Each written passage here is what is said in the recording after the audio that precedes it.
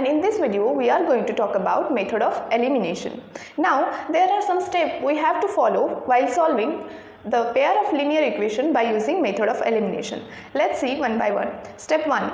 Multiply the given equation by the suitable number such that the coefficient of variable is numerically are equal in both the equation. What we have to do, we have to make both the equations one of the variable coefficient is equal. So then we can add them or subtract them and solve the rest portion of the equations.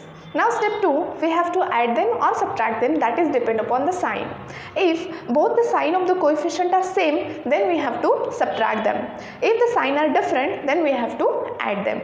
Step 3, solve the equation obtained in step 2 as a linear equation of variable in one variable.